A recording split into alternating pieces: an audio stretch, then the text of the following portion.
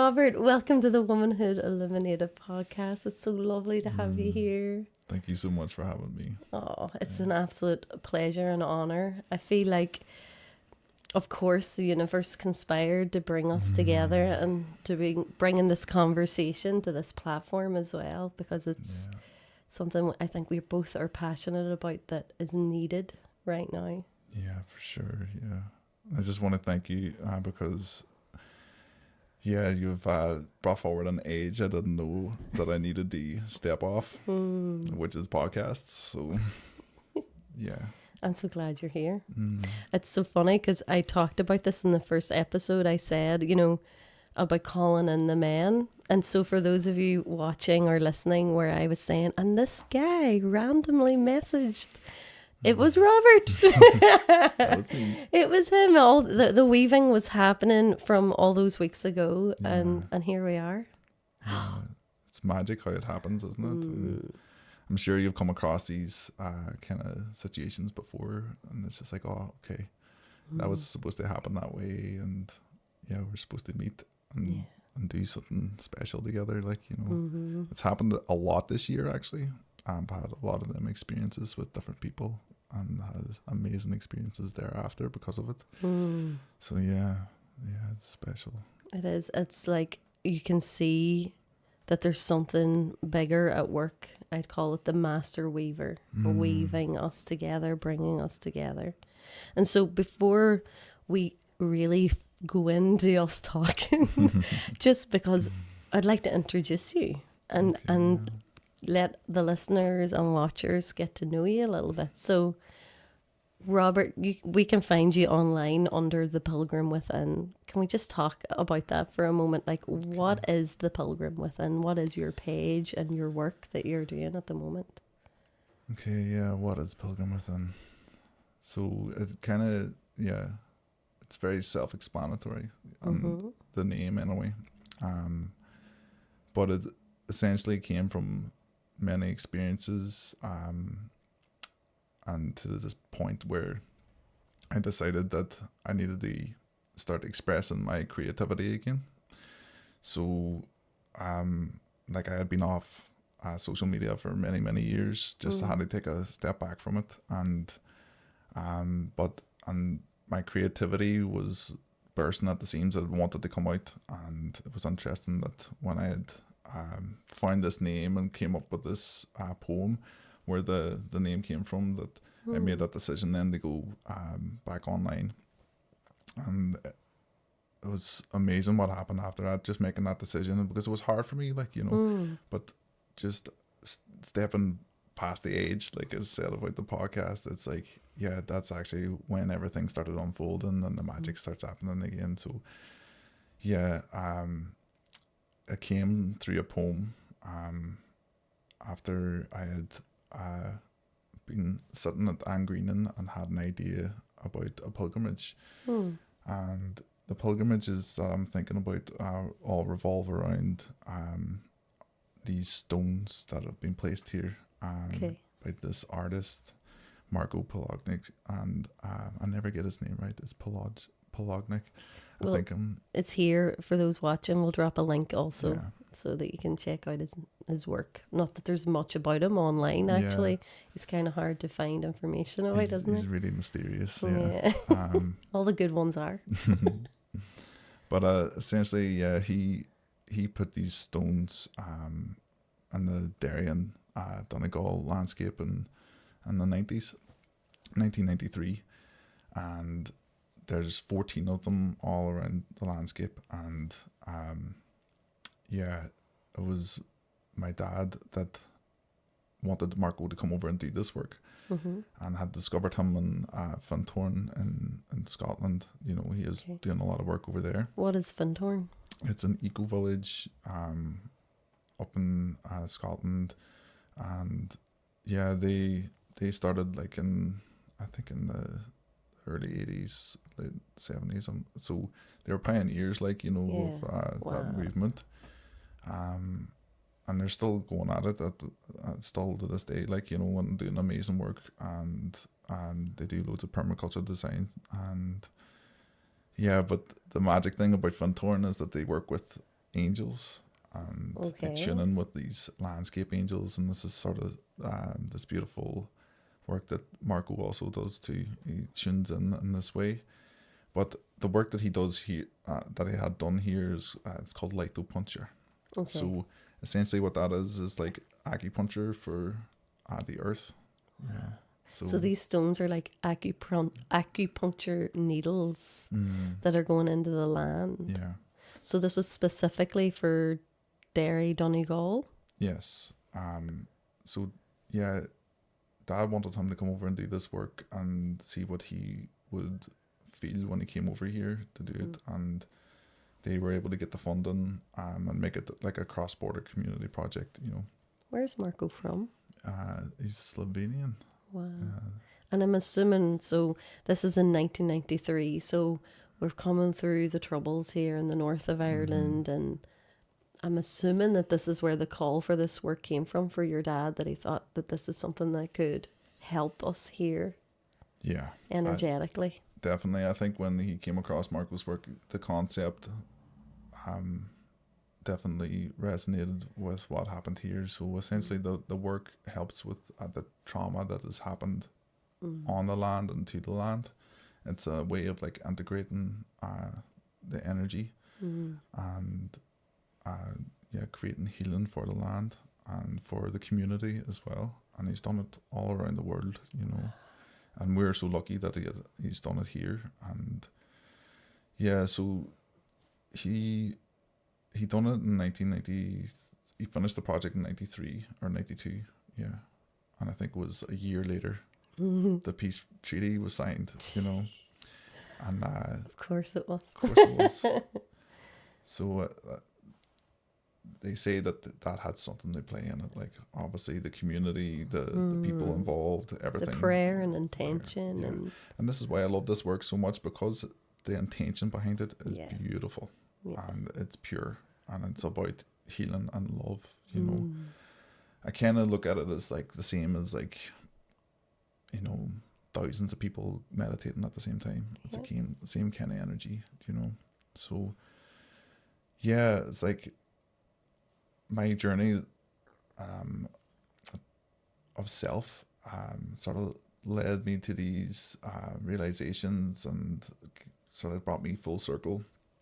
And yeah, the stones were a big part of that, and I just thought it was amazing that they'd done it. And I had grown up knowing about the stones, and then so I just started to come up with these ideas as like, wouldn't it be lovely if there was the work continued, because I started to read his books and understand more about it and really study it, like, and he has methods that continue the work, and it's as simple as gatherings in these areas. And this is something that our ancestors were doing, our, like these Neolithic sites are similar technologies, like like these standing stones, and that society was doing something similar, and this is what Marco believes too, and that's why these stones end up in these sacred sites, because it's similar points in the land, where we can connect in that way.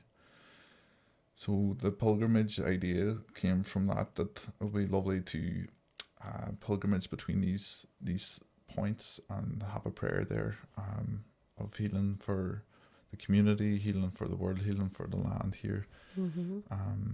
And it was as simple as that, like, and then just the pilgrimage within was a big thing for me. So that's basically how the page came around, like, so I don't think many people know the backstory of that, but it's something that is unfolding, and there's big plans there, like, to create this pilgrimage as one big journey, one big pilgrimage. One day, I want to be able to do that with community, and at each point we can pray together, we can celebrate together, and create that energy there, and use these kind of earth healing methods that Marco talks about, and bringing awareness around these kind of things, like because with this resurgence of connection to the land and the spirituality and something meaningful, people are open-minded to these kind of things and want to know about these kind of things and want to connect in that way and come together that way, so. I just find it fascinating. Like, I've been going to An Grianán for years. So An Grianán, for those of you listening that are not from this area, is a site in Donegal, just outside of Burt. And on your way up, for those of you listening that are local or from across the world who have visited this site when you've been in the Derry area, when you're driving up to An Grianán, on your right hand side, just before you reach the top, you will notice the stone that is standing there with this beautiful carving at the top. And that's one of these acupuncture stones, or what is it called? An lithopuncture stones. That's what he calls it. And the practice is what he calls geomancy, but essentially it's earth healing. Yeah. Wow. So yeah, that's one that everybody can find, and it's easy to find that one. I've had this amazing adventure of going around and finding all these, and as you say, they have these beautiful symbols in the middle, and they call them cosmograms, and they're basically like sacred geometry, but each one is different. So when it's so exciting when I've found where another one is, but I haven't seen the cosmogram yet, so it's a really exciting experience. They're quite deep into the earth, aren't they? Yeah, so they're 12-foot stones of granite. Yeah, so you'll see 6 foot of it, and the rest of it's underneath. Yeah. And do you know where they made here in Ireland? Yeah, so they were made on Inch Island, in the community where I was brought up, and that community was called Mehel. And I was like a branch of what Funthorn was. It was people from Funthorn dreamed this idea that there would be something similar in Ireland, and so Mehel was born here. Yeah. There's a beautiful story about Mehel, isn't there? In that there was guidance given that it would be in a place called Inch, isn't that right? Yeah, it's like, I think somebody dreamed of it, or a message came through and they were told, it's going to be a place called Inch. And so how Dad found out about it, it was literally like posted up on the wall in Funthorn, and he asked about it. Of course it was. And he had, and he knew about Inch Island, so obviously that triggered something in his mind, and he was told that there was already a woman over there, Patricia Swan, doing the work and trying to find this place. And so he went over and met her, and she was living on Inch Island at the time, but then they had heard of another Inch that was down south, and they went there and they were like, nah, it's not here. And then I think shortly after, then this land went up for sale, and it's an old Napoleonic fort. I think many people from Derry Donegal obviously know of Inch Island and the pier down there, but many people don't know that there's actually an old Napoleonic fort. You can see it from Rathmullen, can't you? If you're ever on your holidays in Rathmullen, folks, and you look across from the pier, you can see it. Yeah. Because I actually went to drive to get to it, and I didn't realise the road doesn't go the whole way around. I never actually went that far, you know what I mean? It stops. You can't get. I was like, how do you get to the fort? So I didn't actually. Yeah, it's on private land. Yeah, so it's hard to access. You can't access it without permission. So there was a community on Inch Island nearly 40 years ago. Yeah. Wow. That's amazing. It's class. Yeah, it was. It was the first of its kind around that area. I think there was another one. And did you ever hear I think they were called the Screamers, or? No. There was another community in Donegal somewhere, and I think locals could only ever hear them doing screaming, screaming like these cathartic practices. Keening, probably. Keening, yeah. Keening for the land, probably. Yeah. So, they were known as the Screamers, I think. Yeah, but no, Mehel wasn't like that. I don't think they were screaming their heads off. Well, you never know. But I think, yeah, the locals probably, I think they went through a lot there, because of new practices, which is sort of normalized nowadays. But back then, it was like yoga was the devil's work. Yeah, and still is to some people I know, but yeah. Wow, yeah. But it's definitely normalized more now Well, and popularized. it's everywhere now. Yeah. yeah. I just think it is so beautiful to know that there was a community or a commune essentially on Inch in Donegal, and I heard about this. I shared this with you before. I heard about this randomly like a year ago or more, and I was like, "Where is this? Where is this? We need this. We need a space for people to come to in community." And I heard, and it must have been about Patricia, and I think it was like as somebody that was tending land tending practices, and from a more spiritual framework, and they were sharing about how there were like workshops and events and things, gatherings, and I was like, where can we have that, please? Let's bring that back. Yeah, it was amazing that it was You were born there. I was born there. Yeah. Wow. Yeah, blessed, and I don't remember a rainy day. I always remember the sunny times, and it was class. And we always went back to visit it, and it was closed. It closed in 1995. I think we moved back into Derry in 92 or 93. I was shortly after Marco had done his work. I think that I remember Dad always saying that he had asked his friend what is it I need to do now, and he says just raise your children. And I think they made the decision then they wanted to take us into school, and they brought us into Derry then. Like, it was probably a bit of a shock to the system with that, coming from a hippie commune basically. But you're returning back to your roots. It's a full circle moment. It was a big part of how I got into like the Stones, and basically I just wanted to go back there and to connect with it again. And I got talking to Patricia, and we had a beautiful union, and still have a really good relationship since then. And I got to work on the land and spend time down there, which was beautiful, and I had some amazing experiences that really shaped me, but it was one of those full circle moments, spending so long away from it after being brought up there. I would love to see it. You will someday. Yeah, we'll get that sorted. We'll go down and visit. I'd love that, because it's definitely, there's an energy on Inch, on the land.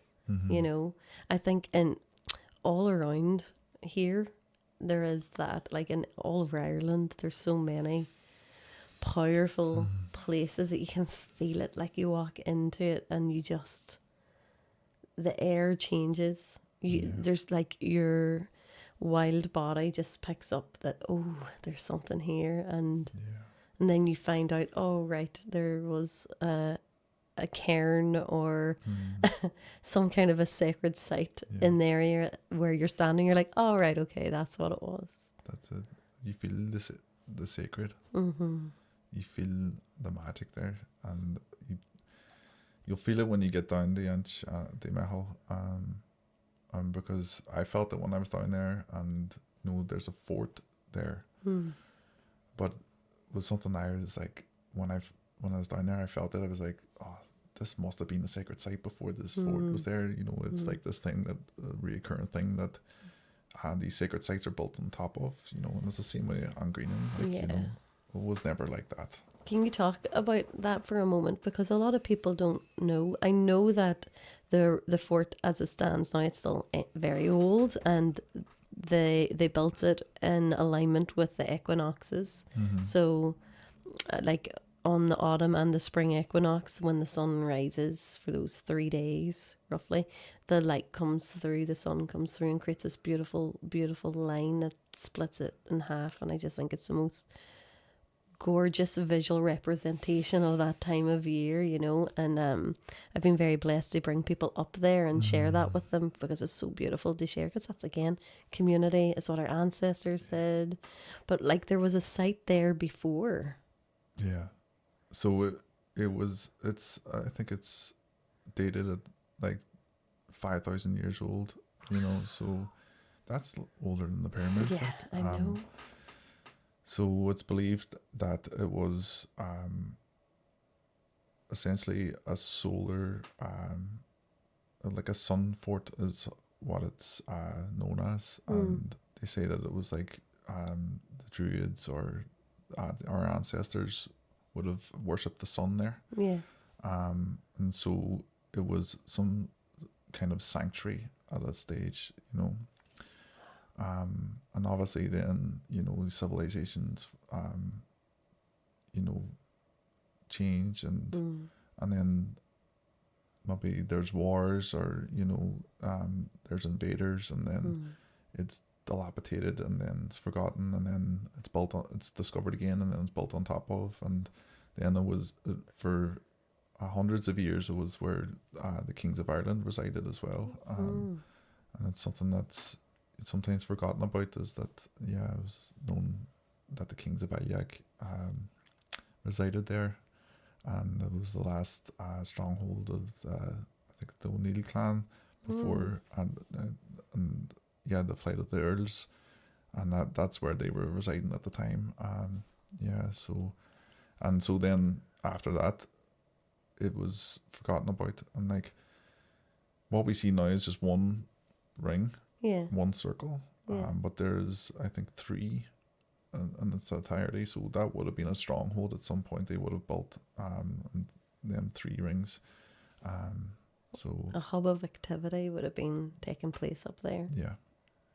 And then I think it was in 1840 it was rediscovered again, and by this duke that lived in Burt, and that's when he built on top of it. So like that's my knowing of it and recollection of it, and there's so much more to it, like and maybe I'm forgetting or leaving things out, or I'm getting them dates wrong maybe. That's okay. But the point is it's ancient, and it's like, and I love this, there are so many sites in Ireland, like we think of the pyramids and everyone's like, oh, the pyramids, like they're class, they're so like, how did they build that? And I'm like, guys, Beltney Stone Circle in Rafo is older, like in Donegal, just out the road, for those listening locally, that is older than the pyramids. I'm like, there is technology here on this land that is far older. And like, I know that there's been even movements in dating. So like what we think was only like 6,000-7,000 years old, there's been movements now, they're like, oh no, they're at least 12,000 years old. So who's to say how actually old these sites are? Like they're saying they're twice as old as they thought they were. So who knows? It could be more ancient, Yeah. And I mean, they were built for a reason. And I think that's what Marco is exploring as well, that with his returning to this work and the alignment with the stars. And I feel like reading Marco's work made a lot of more sense to it, like because he talks about that the Neolithic society was a matriarchal society, so they were so connected to the earth because they seen it as the mother, and they seen the feminine, and they praised the feminine. So, but also they worship the skies, like because you picture that there was no light pollution back then, so every night it was this big display, and so this is why they're all in alignment with the equinoxes and with even constellations and everything. Like you look at Beamore, and that's a cosmic calendar, like that's fascinating. Another magical place. I've only been there a couple of times, and I'd love to spend more time there and get to know somebody who knows more of it.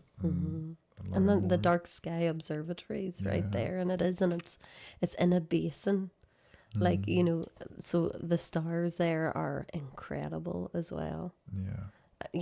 I love, one of my like hobbies is just going, well, let's Google and see what's local to where we are right now, to see if there's a wee site randomly planted somewhere, as you know, because we found one, not like only, so Robert and I went on a wee adventure, and because the weekend before, randomly, it was a few weeks before that, but Jason and I were in another part of Donegal, and Googled, because I Googled being like, so what's around here? Do we see if there is anything? And it brought up another site really close to Beltney Stone Circle, like, 5 minutes probably. And didn't know. We've been living so close for 9 years and didn't even know it existed. And I have, trust me folks, I have Googled and checked and could not, like, I haven't ever found it before, and it's just, I went there again. Did I you? took Shay up there, and because it's amazing. I couldn't believe what I was seeing when you brought me up to it. You said nothing about it, Yeah, and then it was a great surprise. Yeah, and it's like one of the most significant circles I've seen, and it's the first one I've seen that was An altar. Oh, we'll share a photo for those of you watching. Holy crap, that place is powerful. It is like, and but there was such a welcoming feeling as we arrived there, and it was like the ancestors were there, and like being like, yes, what took you so long? Yeah, exactly. Yes, welcome back. Welcome back. Yeah. Oh, it's a beautiful, beautiful site. And I think part of that is probably because it isn't probably visited. There's this energy of untouched. Like, it's still very, like, it's just sitting there untouched. And oh, that place, it's made for ceremony. It's like there's definitely been ceremony held there, and probably masses, you know. I'm sure that was used as a mass stone. Yeah, like definitely. For sure. Many prayers have been said there, and that's why it's so beautiful. Yeah, you can feel that there, you know. Yeah. And that just back to like these stone circles and these sites, it's like they're all in some way linked as well, like because they're in such elevated heights and everything, they're like in energetical spots. And I don't know if you've like looked on the ley lines and everything, that these energetical lines, what Marco discovered is that he finds this in all landscapes that he works on, is that there is these energetical links, and they create what he calls landscape temples. So that's what, for those who don't know what a ley line is. So what is a ley line? Essentially, it's like a power grid on the land, isn't it? And it's where these energetical points in the land meet with energy. You know, I'm not. I feel like they're the veins that are running through the body of the land. And they are like literally life force, like your blood goes through your veins. These are like the energetic veins that run through the land. And a lot of these sites are built on them. It's like, this one's on an artery. This makes so much sense. You know what I mean? Like, it's an artery. It's like you can feel the power moving through. Yeah. So his stones he finds after the fact that a lot of the placements are in ley lines. Yeah, like he doesn't call them ley lines, and there is ley line. He does say that there ley lines exist, but not all the time are these connected by ley lines, but with energetical lines as well. Because the way he tunes in is energetically, like, you know, and with like it's very cosmic the way he works as well. So it's like they're like each site is related to a planet as well. Do you know? Wow. And that's in his work and his notes. That they have associations with like one we were at Dollar Day, which is on Cashel Hill. It's just at Bridge End. That was in conjunction with Saturn, I think. Whoa. Yeah. And then there was another one with Venus, and I'm just like, we're on the way and we're looking at these maps and the notes, and you see all this information he has, and it's like, this guy is like tapped in. Wow. In a way that we can't comprehend. Like it's so fascinating, and so you can understand why I'm like, this of course. I'm kind of like addicted to it and wanting to know more. I love it. Do you know what's coming to mind is a Joe Rogan podcast there recently Jason was telling me about, and it's about remote viewing. And the godfather of remote viewing, I can't remember his name, folks, Google it. Or Jason will drop it in here. But he was able to remote view. They asked him to go to Jupiter, and he remote viewed to Jupiter, and this was in the 70s, and he was like, oh, there's a ring around Jupiter, and they were like, no, there's not. There's rings around Saturn. And he's like, No I'm way. telling you now, there's a ring around Jupiter. And this was before the flyby of whatever satellite or whatever it was. It was taking images. I can't remember the name. Is it the Hubble, maybe? Again, I didn't listen. Jason was like, holy crap, wait to hear this. Because we're talking about the animal body and how that we have these instinctive abilities, you know, if we tune in. And then when the flyby happened so many months later, the CIA landed with him and we're like, how did you know that? He's like, because I remote viewed. And so who's to say Marco is not, you know, connecting a part of this, like I always say about language, you know, everybody has different language. We're saying spiritually connecting in and channeling. Somebody else might call that remote viewing, you know, connecting and going and seeing and being wherever that is. Like, I just find like it's so fascinating because it's all the same. It's all different language explaining the same thing. And you do hear of it a lot, and you see what looks like proof, and you know, I think it's connecting with it yourself. You have to discern these things yourself. You have to feel into it, and I'm big into feeling into things, and there's a truth to what Marco does, and if anything, even if it's not true, that what's important to me is the intention behind it. Do you know that? Beautiful intention. That it's about healing. Yeah. And How could you ever be upset by that? Yeah, and it's somebody wanting to pour more love and prayer and intention into the land. It's like, right then, that's not possible. How could that happen? But it doesn't matter. It's because the intention behind it's what's important. Like, you know, because you feel it when somebody's really attentively caring for you. Of course. You know, so the land feels it when we're attentively caring for it, and of course. You feel it when you're in a healing session and somebody's giving it to you. They're, you know, you feel that energy. You know, you feel that intention that it's pure. You know, and you want to receive that. So, yeah, it's beautiful. And our land needs it. Yes, it needs it a lot, and there's so many people across this land who are doing this. They're doing this work. You know, they're working with the waters. They're working with the land. There is that prayer within all of us. You know, and people are called to work in this way and want to work in this way because they care. You know, and it's important. You know, and connecting with these people and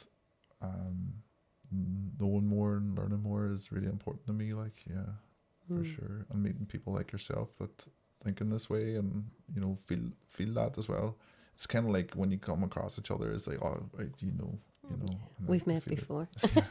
It's so funny. I was saying this to Jason, like I was sitting in a circle last night and there was a woman there and I just said to her, like, if you come to circle again, you know, if you need to stay. Jesus, like, if you don't know this person, you've met them 2 hours. I'm like, but I know.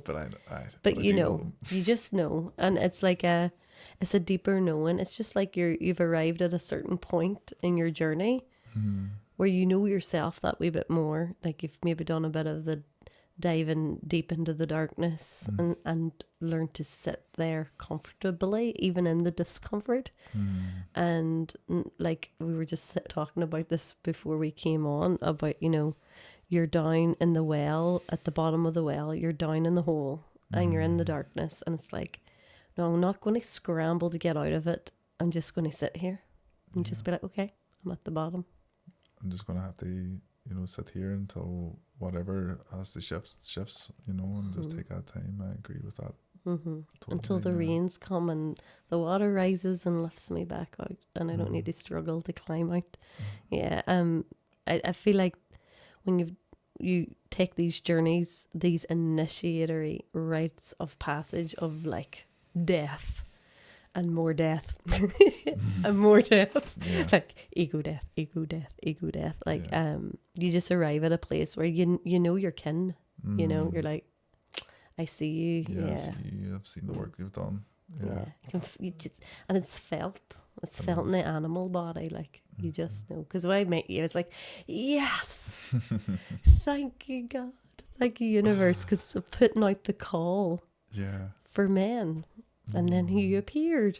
And it's like, Of course there is. It was so synchronistic, wasn't it? Because I had heard that there was somebody up, and you had mentioned this at the start of the podcast. It was like, I was up at An Grianán, and you done, basically it was a ceremony up there, and I had, my friend texted me the day after Equinox, was like, where were you? And I was like, I couldn't go. I was busy, and I had work, and I had all the excuses. And she was like, yeah, there was loads of people there, and there was a ceremony and everything. I said, no way, I missed that. It's like, who was it? What'd she look like? I don't know her. And what did you do? And she explained that she's done this beautiful ritual of stepping over the beam of light that went through the passage. And I just was like, wow, that sounds amazing. And she sounds like she knows what she's doing. I don't know about that, but you know that it was a dream. It was, I just felt like, I was like, this is something we've got to do, you know, and it's right there. The representation, our ancestors laid it all out for us. It's right there, you know, let's step over. It's like you're arriving at that point where we're starting the descent, or or in this case, the ascent. Yeah. And yeah, just let's step over. And there is something that happens in your body physiologically when you physically practice something, you know, when you are in ceremony and you physically move through something. And like the threshold. It was literally a physical threshold, and we stepped over it. And then each person were invited to take their shoes and socks off and to walk the beam of light into their next part of their life, into the next part of their year, you know, and into this next turn of the wheel. And it was beautiful, and we were celebrating, lots of clapping, lots of cheering, lots of just like, woo, let's go, because it was a joyful thing. Like, look at us, we're coming in to the rising light, like, woo, happy days, so delighted. It was beautiful. And it was so funny because Jason didn't participate. He was videoing because he's the documentarian, as you know. And he said there was this wee group of older men there, and they were like, I would say some of them were in their 60s and were one or two maybe in their 70s, and they had a whole full scale conversation about whether or not to participate, and they were like really interested. And of course I was just like, anybody, like, let's all do this together. And the guy was like, oh fuck it, I'm gonna go down now. And he's like, oh Jesus, right, oh if you're going, I'm going. And they came, and it was so lovely because it's in the video. The gentleman comes down and takes my hand. He comes down in beside me, and we stepped over together. And I was like, look, isn't that so lovely? It was the most. We had a little child there, right up to, you know, these men that probably would never have expected to participate, you know what I mean? And yeah, and I'm like, that's what it's about, isn't it? That's all that matters. Yeah, and like what you're doing, and what happened was an experience was created, and people participated, and you done it together in a community, like, you know, and to do it in such a significant place is like, it's powerful, and it'll imprint on people for years as well, you know, when they just wanted to come up and see the equinox and the sunrise, and they got something even more special. So it's beautiful. But it was an honor to do it, and but what made it was everybody participating. You know, like, to me that is what it is. It's everybody. It's not one wee sect. It's not the people that came up who knew about it. It's everybody, because that's what makes it. We're like, as I say all the time, we're all the parts of the jigsaw. Like, you need everybody. And to have those men, it just really touched my heart, because it's like, this is so beautiful. It just made my soul sing. I was like, this is so, you know. Yeah. A remembrance, like, you know, I talk about how there's something that happens in your body. You don't have to understand. You know, they didn't have to understand what was happening, even though they did, because it's not hard to understand it. But, you know, like, maybe on a deeper level, what the significance of it and all the rest, you know. And sometimes with ceremony too, I'm sure you have found this as well. Like, now there's ceremony that is deeply sacred, and it is honoured, and there's reverence there. It's like you're entering a temple. Yeah. But there's also ceremony that sometimes can have pomp and circumstance. And it's like sometimes community is just, it's nice to have ritual. And ceremony can be joyful and fun and play and interactive, and it's community. It's give and take. It's receiving and giving, and it's a collective thing. You know what I mean? Yeah. And these opportunities like that, to me, that's what it's all about. It's not about the language. It's not even about the ritual. It's about the togetherness. Yeah. And it's lovely for people to have an opportunity to partake in that kind of thing. And I guess this is why I started the pilgrimages, because I feel like people want to connect in that way with An Grianán and with nature.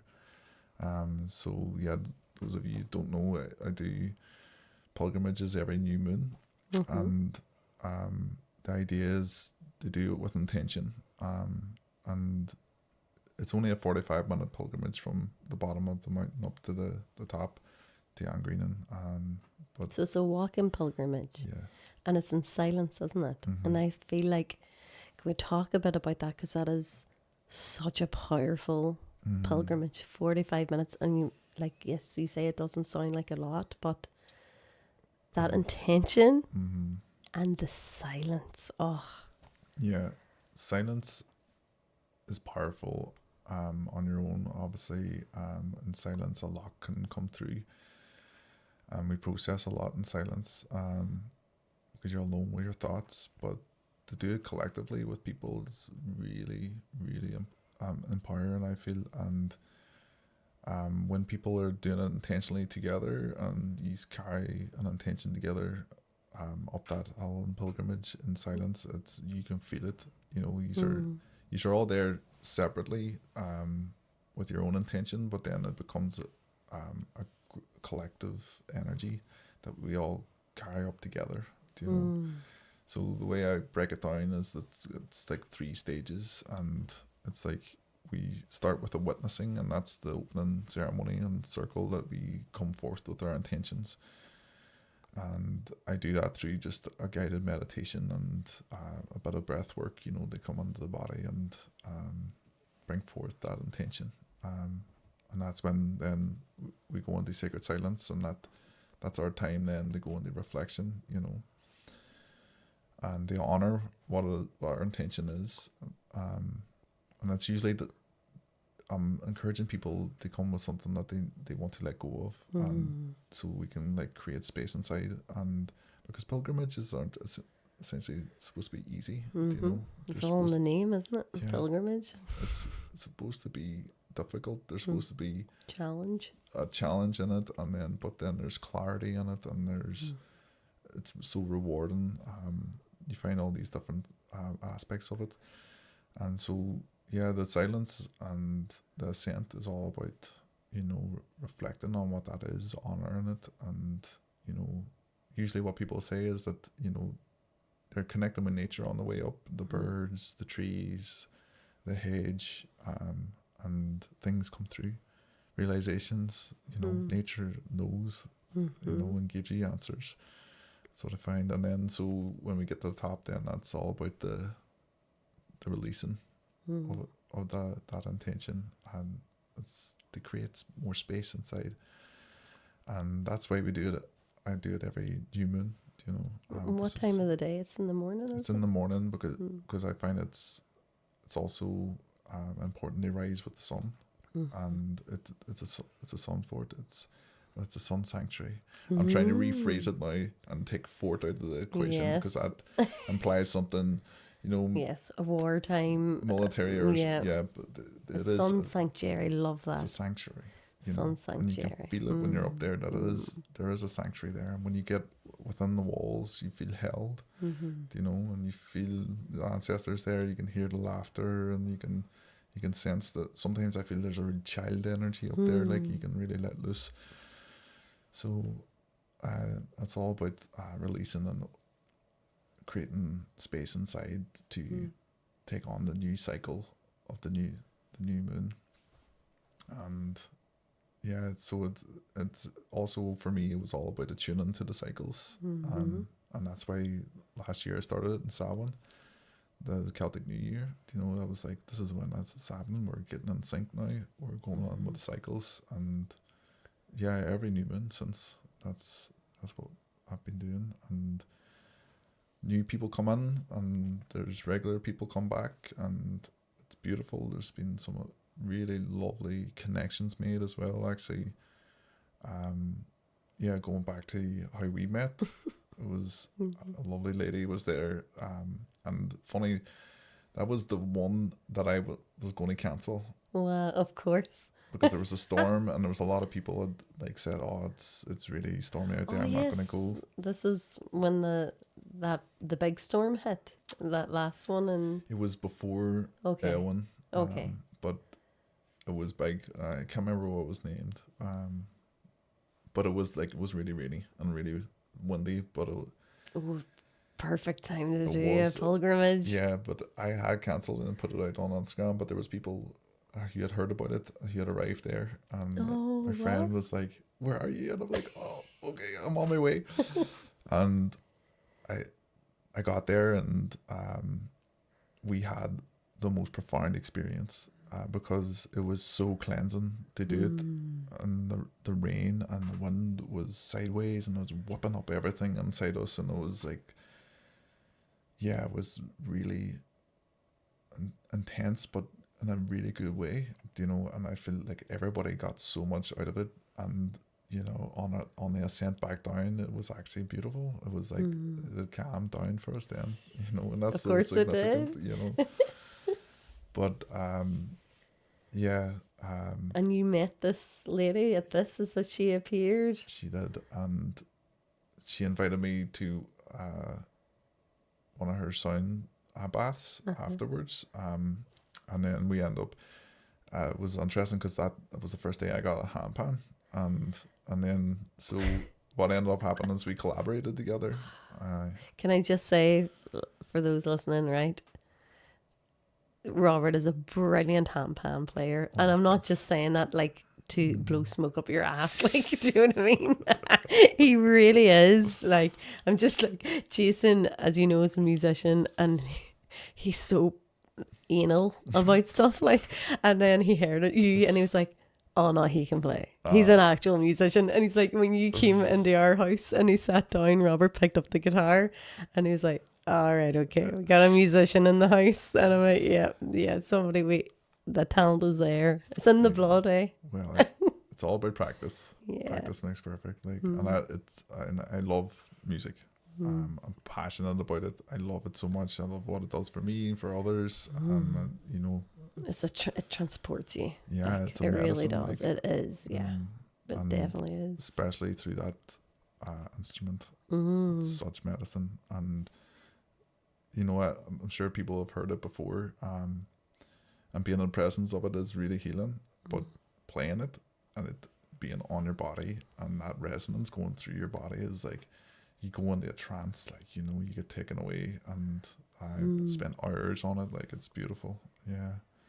So I end up getting that hand pan, And that day, and then then we you ended up. collaborated. Yeah. Of course you did. And yeah, we called that event the Heart Song, and yeah, Beautiful. and that's because I had a song I felt came from the heart, and so did she, and she shared this beautiful song, and that ended up in another collaboration with another amazing human being. And yeah, we done another like we done a singing circle through that. So then, you know, it's like it's chain reaction, like, you know, and then she, you know, we end up meeting because of that, and because she done another sound bath, and it's just like, yeah, these connections just lead to such beautiful experiences and beautiful people. And this is why you have to go and experience things, because there's a chance something really magical can happen, like, you know, and meaningful. It's always the time that I feel like you want to contract, that you are like, there's the storm, or in the case of Jason and I going, so I'll just say her name's Katie, okay, who we're talking about, because Katie's coming on the podcast, so I can say her name now. But yeah, so like that week we were flat out, like there was so much happening, just so much happening, and Katie messaged randomly, and our connection is another one, we'll talk about it on her podcast episode, but it was just like random, but not at all, you know, as the universe works, it's with magic. And she messaged, and I was like, could feel the like, oh my god, I just want to rest, you know. And yet I was like, no, but I know that this is why I need to go. You know what I mean? And it's a beautiful offering, and you can rest at it. And I said to Jason, I was like, I messaged, because usually when people reach out to me or say, tell me about something, it's usually woman only, because a lot of the work I do is woman only, just because I am a womb worker.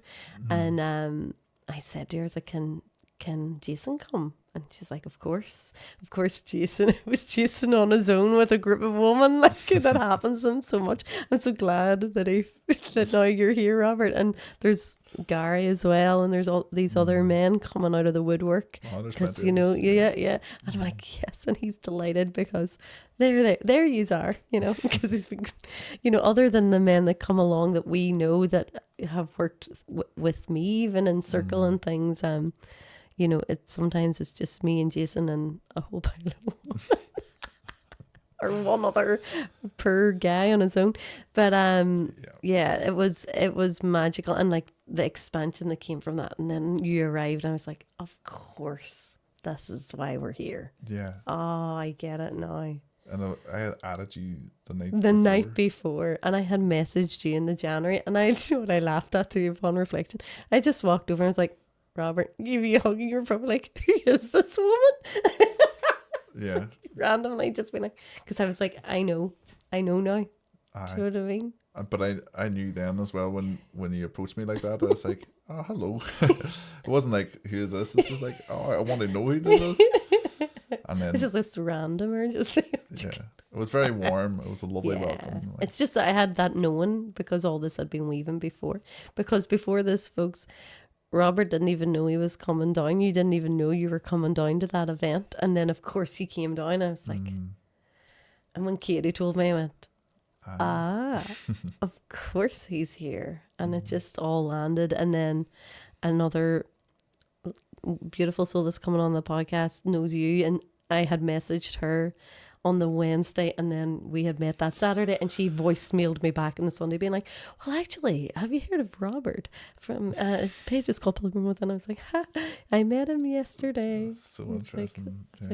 Yeah, thanks for that. It's just like the universe showing, you know, green flag, you know. I love it. I feel like it, you know, when you have these experiences, and it's just like, and you appreciate them, it makes life so interesting. And it's like, it is like a beautiful, like, unfolding, but it's like, it is like we're in a game or something. It's like, it's just so wonderful when you look at it that way. And it's like, it's so simplistic, these interactions, but you can see, they can feel the magic in it.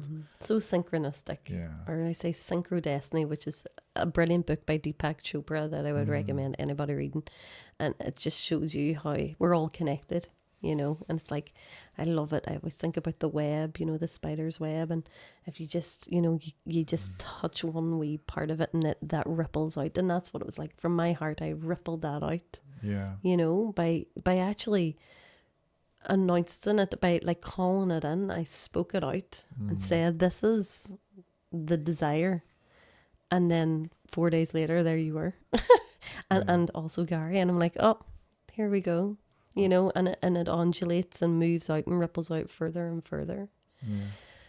And that's, sorry, is Go that ahead. the same kind, but that's the same kind of intention you have for this podcast too? Yes. It's like, and that was, yeah. Yeah. That is why you're here, because it was for this. It was to say there are men, like there's a lot of women stepping forward, and we know a lot about in community in this work, and healers and brilliant practitioners of all different types of modalities. But it's like, let's bring the men into the light. And I don't know, I mean, it could be purely perspective, in that through the lens that I do woman's work, and like I work with men too, of course, but I am a woman, so maybe that's why I only know of the woman. Maybe there's a whole community of men out there that I don't know about. So it's like, but if maybe there's other people who don't know too. Yeah. And it's like, yes, let's just bring all this beautiful work into the light. And that's why I'm so delighted that you're here. And like, for those of you who are listening, like, I have not, full disclosure, I have not actually yet got on a podcast. No, on a new moon pilgrimage yet. But I know it's definitely going to happen. Like, well, the next one's coming 2 weeks. Yeah, 25th. Yeah, Sunday the 25th. So yeah. Yeah. There's there's no reason not to be there. No, I definitely, I want to. It would be an honor and a privilege to be there. But yeah, I just I wanted to speak to something else. You know, I remember when we first met, you had started, because I'm talking about men's work, and you had started your own journey with that. Yeah. In relation to, you're obviously on a journey, as we all are, of the inner work. It's never ending and beautiful and exciting. Yeah. But from that journey, you have also birthed an offering. Can we talk about that? Because I feel like that's a really important thing to mention. Yeah. So I guess I've been on this journey of like self-exploration and healing for a long time, and use different modalities and anything that I felt connected to, that I felt would help. And men's work and men's circles was always something I was like, oh, that's something I need and would love to connect with, but it was never available, or it just wasn't the time for me, until last year, when I got the opportunity then to step in with Sacred Sons, and I was here on this land, and yeah, it was it's hard to put it into words, because and it's quite emotional, because it's one of the most impactful weekends I've ever had in my life, you know. And it was all with men and a brotherhood that was developed with complete strangers, you know. But in the way it was facilitated, and the way it was, it was offered to us, was just so potent, you know. And yeah, I wouldn't give too much away about it, but it led me to like really be inspired to do more men's work, and just to continue to do my own men's work, you know. And obviously it's a new journey for me, but it's something I resonate with so much and feel like so important for men to have a space to be able to connect with brotherhood, and to be able to unpack things, but learn how to be vulnerable and be okay with that. And how I think that can happen is when you witness somebody else being vulnerable. But what I loved was seeing these really strong men, really embodied men, showing vulnerability. It was like, it sort of was like they give permission for us to do that too then. And you could really like step on, and it felt like you were being held by these like pillars of men, while you were going through whatever you needed to go through. And it's usually trapped emotion, it's like men bottle things up. Everybody bottles things up, Yeah. So and this is why we go and we seek people to help release things, and this is why yoga is so good. It helps release things, and somatic alignment and all these things people are connecting with. It's about release, and through brotherhood and men's work, you have a chance to release in a healthy way, and be held with honor, respect, and it's a sacred thing. You're being witnessed in a sacred space, and that's the key to it, I feel like. So yeah, so much happened afterwards, after Sacred Sons and the men's work, and it's been really beautiful. It's been a really beautiful journey, and the pilgrimages are all mixed, but yeah, because I want to do men's work, it all just sort of clicking in place, like, you know, and the idea then for Sons of Aileach came. Love the name. Yeah, Love it. 'cause me and my friends who went to Sacred Sons, yeah, we've been sitting in a circle ever since, like, and Beautiful. we're developing something too, and yeah, we're just definitely forming something for men to step into too. But yeah, we were talking through like the archetypes, and this is stuff that Sacred Sons do and talk about, and yeah, this inner kingdom, and yeah, that's when the ideas and the name sort of came about Sons of Aileach, because, you know, it's the Grianán is known for the kings of Aileach, you know, so it's like, in the modern day, what does the Sons of Aileach look like, you know, and it's men who are Sons in of the charge. kings. Yeah, but it's men who are in charge of their inner kingdom. You know, not in charge of this kingdom, not ruling over anybody, but in rule of their inner kingdom, like, you know.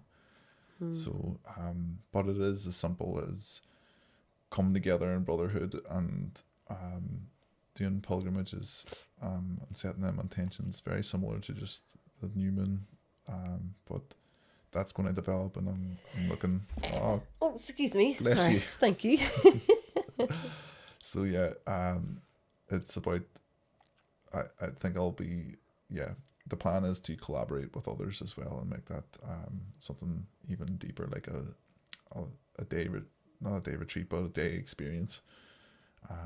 So It's in the being gestation period. It's slowly being formed and yeah, respectfully, and it's in the dream, the visionary stages.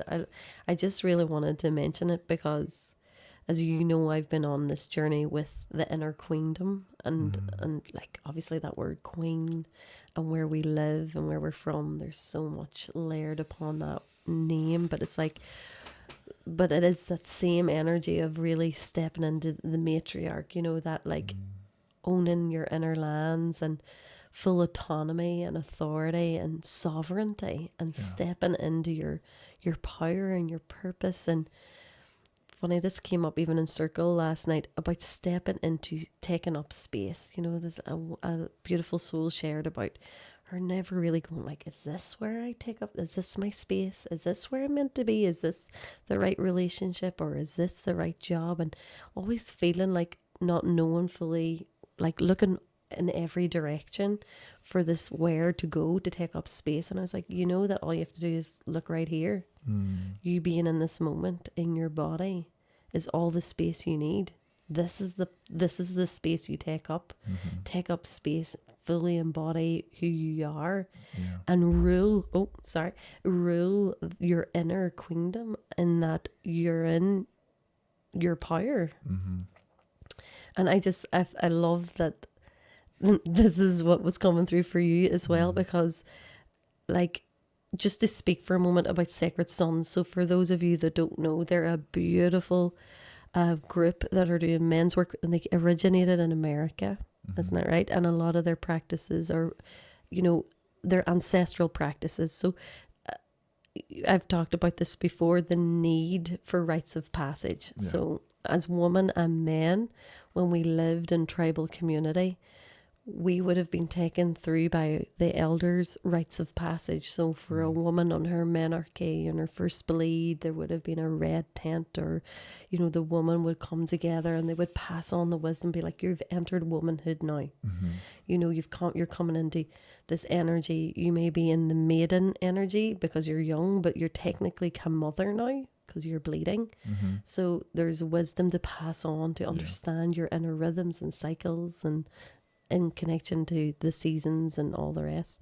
And the same for men, and men would have went on a vision quest, and you know, and so much of this it's all kind of lost now.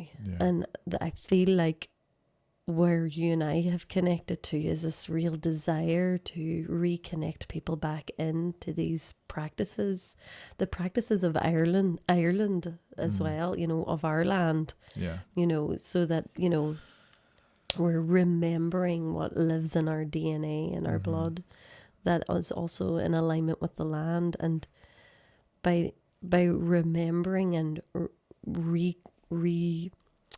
reigniting the flame of these practices, it's like when people come and experience them, like your own experiences with Sacred Sons, it's like, I remember now, like Yeah. this truth, this deep sacred truth that lives within me. And it empowers you to, like, look what has come from that experience. Yes. Yes.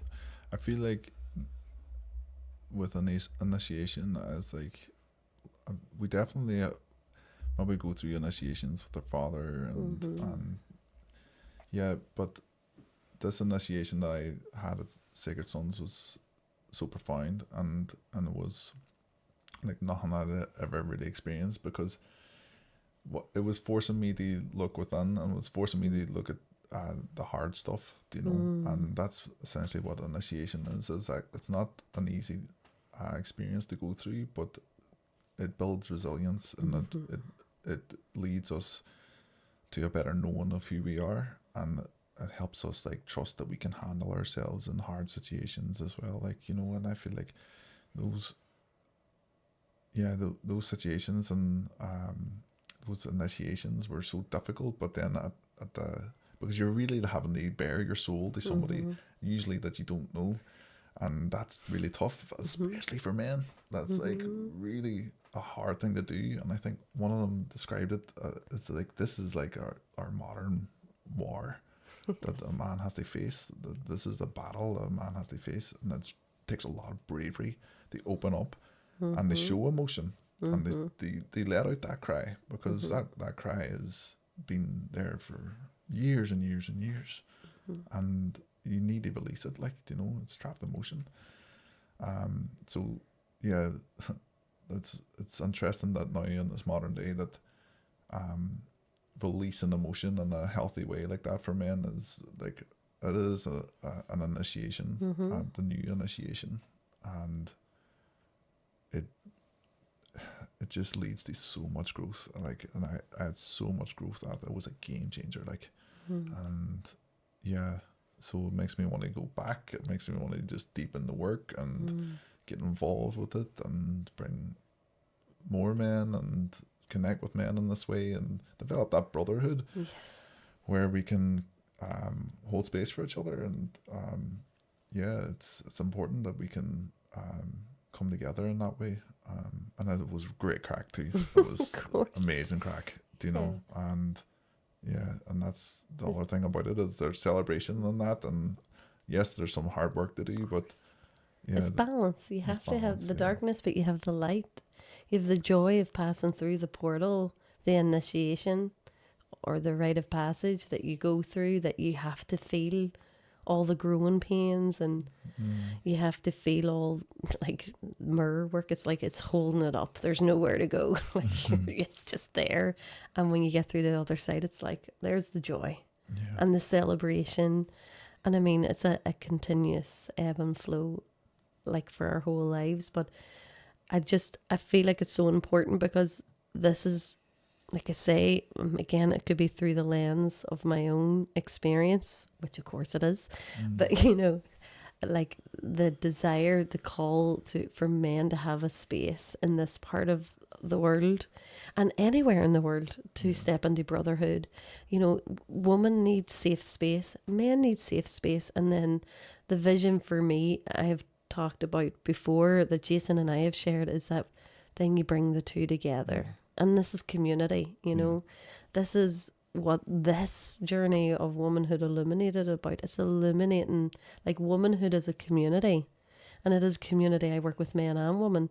But it's like, it's beyond that title. It's like, we are the community. It's bring all people together. And and just to say, you know, Robert and I have talked about creating community space and calling in more people who might want to help us grow in community, because we, it's all of us together. And if this is something you feel interested in or called to, please reach out. And the other thing is, it's everybody, so it doesn't matter if you've never done a single piece of the work, as we call it. This is about being together and just the joy of just being with kindred spirit, and that prayer of love and connection, and celebrating the gift. That's what I was going to say, celebration. Yes. Yeah, so like, it's not often that we celebrate just this, like the small wins, and like these small cycles that we go through, like this, like every month is it's a journey, you know, and from full to new, it's like you're going through something and a new cycle starts. And that's why I love that our ancestors created this Celtic wheel, you know, and created 8 opportunities to celebrate For an ease up. yeah. And that, I mean, the work's important, but like, so celebrating and just community. And I know loads of people out there feeling this too, and we're all thinking it and wanting it to happen in this part of the world and this part of the island, and see more of it, because it's happening all over the island in different places, like, and it's happened here as well. And it's just, we want to do it too. We want to do it and create more experience for people. This is what we're talking about, is creating these experiences of connection, you know. Yes. Yeah. Together, that beautiful unconditional love feeling of fun and joy and celebration. Funny, so we're recording this, when it lands in your ears will be when it lands, but we're recording this around Bealtaine, which is the first fire festival. It's that's why with the May Day bank holiday weekend, and it's been anglicised as Beltane, and you would, some of those in the Wicca tradition would know it as Beltane, but it's thousands of years old, and it's called Bealtaine, and it's a Gaelic turn of the wheel. Yeah. And Ishnuk is known as the heart chakra or the navel of Ireland, and like a very strong energetic point in the land here. And so the fire would have been lit there, but then that would have sent, I think there was another fire, now don't quote me, but the Hill of Ward or Hill of Tart. So basically these fires, I always think about the film, you know, like in Lord of the Rings, when they're lighting all the fires, and I'm like, that's what I see. And I'm like, oh, can you imagine if we brought that back all along the land, you know? And like, there's these beautiful pockets. We've talked about this before. There's a beautiful community in Belfast, Lodi, or Belfast brothers and sisters. You know, like, there's a beautiful community there, and there's lots of pockets of communities in all over the land, like you say. And it's just like, imagine all these, we just create these communities, and then we all come together in all of these different places to celebrate together. But like, oh, that's the vision, holding the vision. That's the prayer. Yeah, lighting the beacons. Yes. The beacons of like love. Yeah. Yeah. Celebrating the fire of spirit and resilience, and our own inner fire, you know. Yeah, the fire within too. Yeah. That's exciting. It is exciting. Yeah. I'm very excited. Yeah. I'm calling that in. That's the prayer. So if you're hearing this and you like own land, and you're like, oh, I have a wee site on my land, a wee sacred site. But no, like, if this is something you're like, yes, count me in, I would love to be part of that. And this is coming together in community, and like we were saying, it doesn't have to be ceremony. There could be a ritual. It doesn't have to be this massive, heavy, not heavy. It's not heavy, but we're not necessarily there to do work in that respect. It's celebration. And so it's just coming together in song and sharing and food and prayer. Yes. Because there is the work to do setting. there. Yeah. There's, exactly. We're coming with intention as well. And there's always going to be something that we should speak into that may have a lot of importance and meaning, but the main point is to acknowledge those things and celebrate as well, and bring that kind of energy to it. Definitely calling that in, and it's all. This is what I was saying. It's already happened. Yes, it's happening. It's already done. Yeah. And so it is. And so it is. Yeah. Thank you. Listen, I just have to say thank you for the work that you're doing.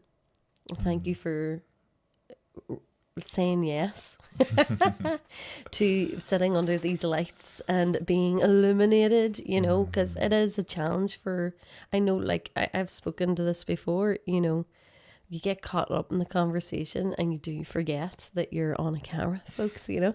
But initially it's like, oh, here we go again. Every time, even for me, it is a contraction, and it's an invitation to rise to the challenge, to expand, you know, to step in. And by doing so, we extend that invitation to others. Yes. And that, you said it well. It's like, oh, do you feel the hood? And it's like, yeah. And that, when you feel the hood, it's like, okay, I have to do this now. Yeah. That's, I'm so glad I made you go.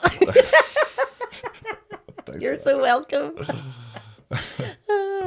Before we finish, I always ask, well, two things. Something else on a whole other tangent. So this is a very talented man here, right? So musician, creating a pilgrimage that's to come, to be confirmed, is on its way. You can also join you with new moon pilgrimages. And the men's work is coming. So keep an eye on, and we will obviously connect Robert's pages as well here in the show notes. But you also work in conservation. So I love that you are literally, your hands are in the dirt. So you're talking about being connected to the land. You are so connected to the land. That is what you do all day, every day. Yeah. Part of the remembering, like, you know, and that was an intention I set many, many years ago now. And how I end up in this job, it was like, I need to connect with the land more. I need to be in nature more.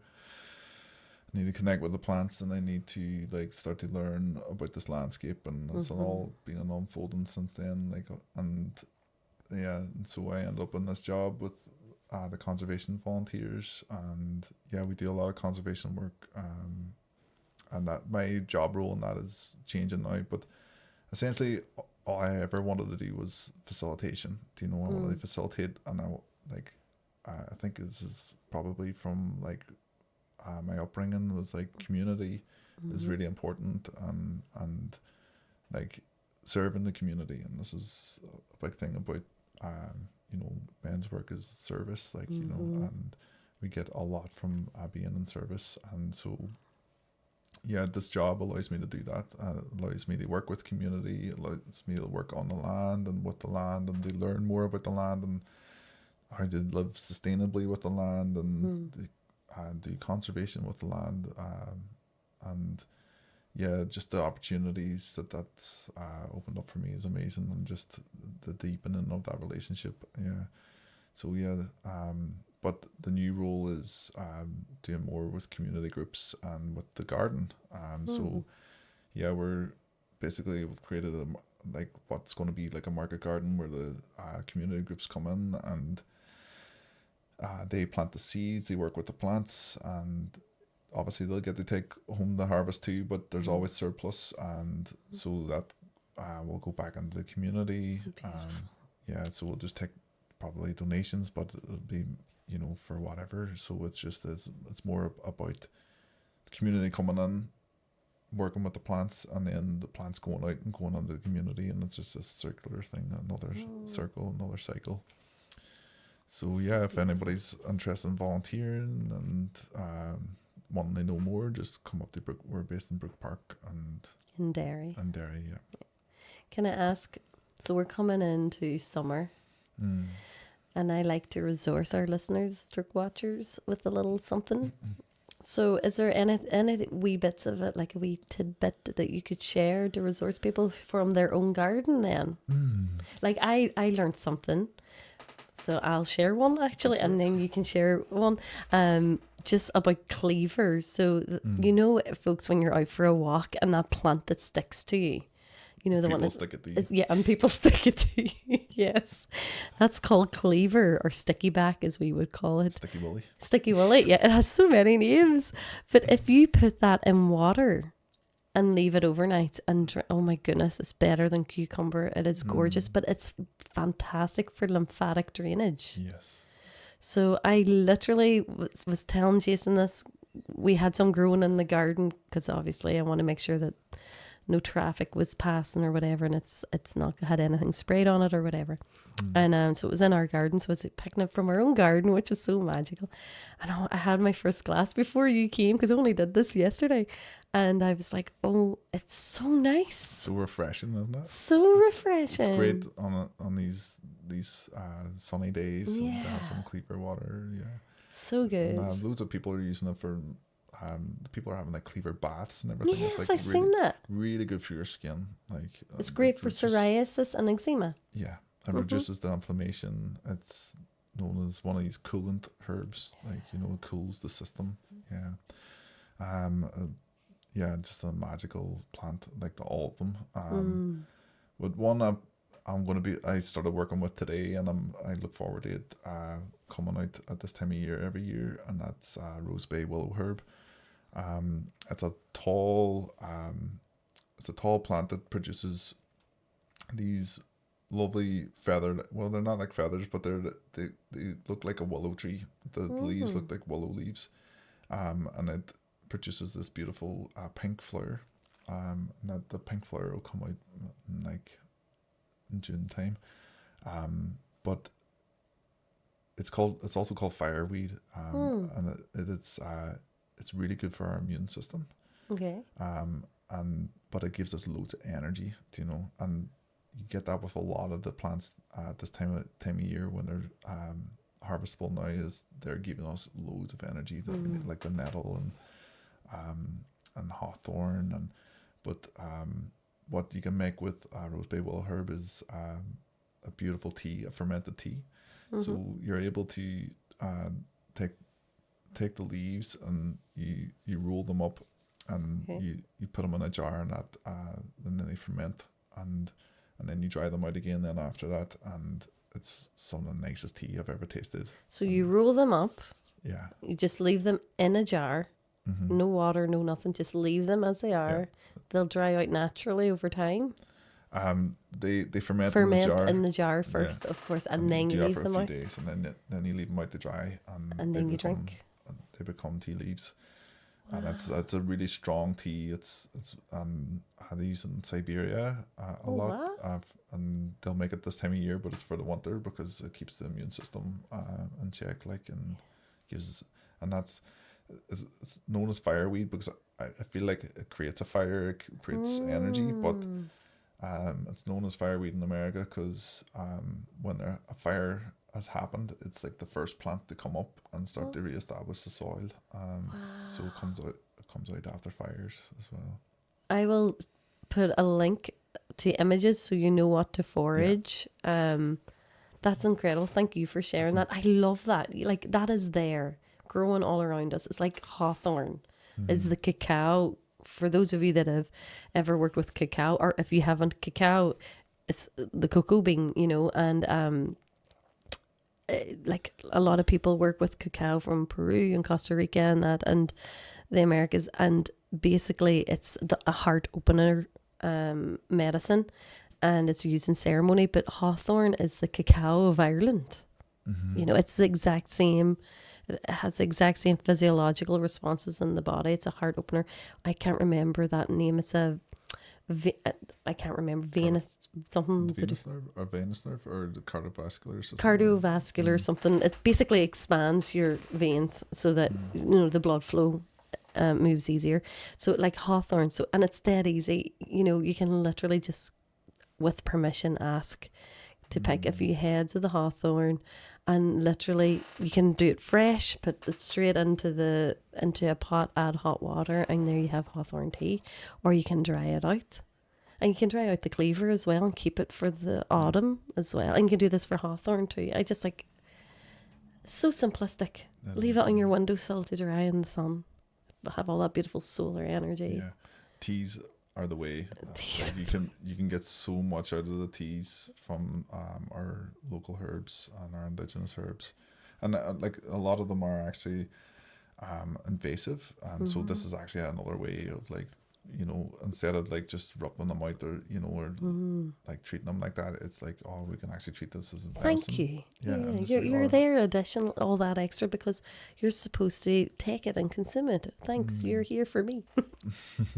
Well, thank you for sharing that. And just one note, the last question I ask every guest is, what is one, and I know I didn't give you a heads up about this, so we'll see what happens, but what is a saying or a practice or a ritual that you have found most illuminating on your healing journey? And not even your healing journey, just your journey. Yeah. I guess, I think it's just this message of the pilgrim within, the pilgrimage of self. You know, it was so impactful for me to like have that realization, and just writing that poem, and yeah, it was just a big moment for me. Just to look at things like that, and it's like, okay, life is a pilgrimage, so you know, parts of it are going to be arduous, but nonetheless serene and beautiful. You're going to go through some really tough terrain, you know, but at the top is beautiful, and it is blissful. And I say this in the poem, what you realize then is you're at the top and you looking out over a vast mountain range of mountains, the pilgrimage up, you know, and it's just these ebbs and flows of these pilgrimages of self, you know. So yeah, I think that's been a really potent one for me. I love that. I actually have a saying hanging above our door. I don't know if you've noticed that as you come in. I'm going to totally say this wrong, but it's basically, you can't see the view unless you climb the mountain, or you can only see the view once you've climbed the mountain. And it's like, yeah, you have to go through the struggle to appreciate the beauty of life. Like, it's all balance and ebb and flow. I love that. The pilgrim within. It's a never-ending journey. It's a never-ending pilgrimage, but it's such an honor and privilege to wake up each day and know that you can throw your feet over the side of the bed, something we all probably take for granted, let's be honest, a lot of the time. To just stand and go, oh, I'm here. Another day. You know. It's a blessing, yeah. It is. So I know I want to say thank you, but before I do, we always end with a card reading for the listeners. So as I say, if this podcast did not give you enough medicine, which I'm sure it has, we always have a card pull, and it always lands exactly as it's meant. And what I laughed about this is, so we're working with this beautiful deck called Celtic Goddess and Matron Saint of Ireland, Bridget. And it's by Dr. Karen Ward. Her work is beautiful. She also made the Celtic moon cards. But it's just really funny because, of course, Robert has worked a lot with Bridget. And you have your beautiful... Is this a turf cross? Yeah, it's bog oak. A bog oak. It's gorgeous. We have a lovely cross, Bridget's cross here. It's made by a lovely couple that live beside Boken Stone Circle. Oh, wow. Which is actually part of the Landscape Temple, part of one of the sites that Marco done the work on. There's not actually one that has stones there, but yeah, I just find it really significant that oak comes from that area. And yeah, it's protective, it gives me power, it gives strength, and I was like, I bring it with me when I'm doing something important. And then I walked in and seen the Bridget cards, of course. And so in the usual fashion, this time I shuffled the cards and Robert pulled the card, and the card we pulled was Cleanse, Holy Wells. So let this land in your ears, and may you receive its words, and it be like a soothing balm of sacred water to your soul. You know how to delve deep into the sacredness of life. Look to the true source of a recent upset. Visit a holy well to receive a water cleanse. You're blessed. The water in Bridget's holy wells taps into the source of this vital element deep within the sacred earth of Ireland. The clear, pristine water that bubbles up often has renowned healing properties, particularly for eye issues. Her country-wide wells include the beehive-shaped well at Foghart, Louth, her garden and roadside healing wells in Kildare, her lesser-known well in Clondalkin, apologies if I mispronounced that, in Dublin, and her grotto well in Liscannor, Clare. Though there are very many Bridget wells the length and breadth of Ireland. When you dip your fingers in one of Bridget's many holy wells, sprinkle the water over yourself as a cleanse. Then you're released of whatever you need to let go of. I love that. So may you be cleansed. And there's a well up at Grianán too that we were discussing, that there's a belief that it may have been a Bridget's well before it became a St. Patrick's well, because there's a lovely soft feminine energy there. There is, yes. I feel like all wells had a feminine energy before the saints came along, you know. And what you find is that whatever saint is sort of popular at the time, sort of like the saints of the wells change, you know. And so it could have been and you can feel it was a Bridget's well. And every year you're up there, Bridget's cross is there, and you can feel it. And yeah, there's iron in the ground. So from the well, like down the well, you see this red stain coming down, like, and that's like strong feminine energy there, like, you know. It's a powerful well, yeah. And I just want to acknowledge it and say my gratitude for the waters and the waters of this land and the wells of this land and the waters of ourselves, and I want to say thank you so much as well for having me, and so grateful to face the age of podcast.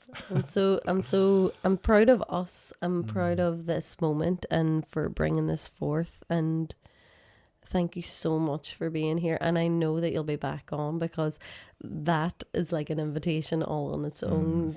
Like, let's talk about the wells. That's a whole other episode, and about the waters. And you know, I always talk about the waters of the living womb. You know, the waters of the land is the womb waters, you know, that we all are birthed from, man and woman alike. We all come from these living waters, you know, these sacred waters. And yes, thank you for honoring the call and for being here. And I am so excited for the future, for yourself, for the Pilgrim Within, and for all the beautiful souls that will be blessed with working with you and receiving from you, and that we will be blessed to work with as well. And I'm excited for what is being co-created with the divine and with us, and with those of you, whoever this lands in the ears of and eyes of, who feel the call, who feel it and think, oh gosh, right, I need to contact Robert or Ruth. Good. Contact us. Thank you so much, from my heart and womb to yours. Thank you so much. Goodbye.